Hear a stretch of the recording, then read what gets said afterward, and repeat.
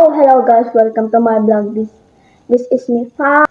But you can call me Faye for short. So guys, nag-chat kasi si Stephanie guys. Ito yung basahin nyo na lang.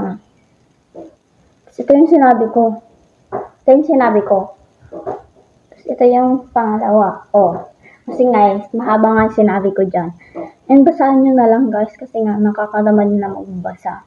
So, naging peking kaibigan pala ako. And guys, mamaya, wala kasi akong load and yun. Ano ko na lang guys, po-forward ko na lang sa akin and ipaparinig ko na sa inyo yung sinabi niya guys. So okay lang kasi kung friendship over kasi last year na lang kami dito guys is uuwi na kami and yun lang guys kasi nga alam niyo naman na wala akong kaibigan dito kaya ako na lang mag-isa sa okay lang yan kasi sanay naman ako mag-isa guys and alam mo kung bakit kasi solo ko yung pagkain at walang manghihingi. Nakakaano naman kasi guys, pag meron kasing nanghihingi sa'yo, di ka na mabubusog kasi may nanghihingi sa'yo, diba?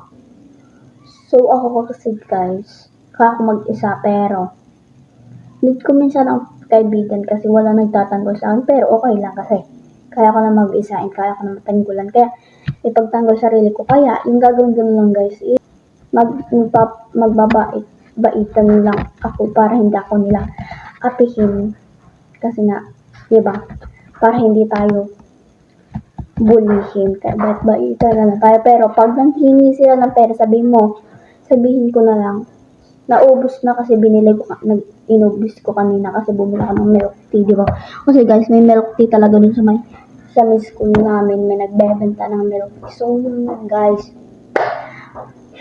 Mamaya na lang. So, paparinig ko na lang sa inyo yung sinabi ni Stephanie. Bye-bye!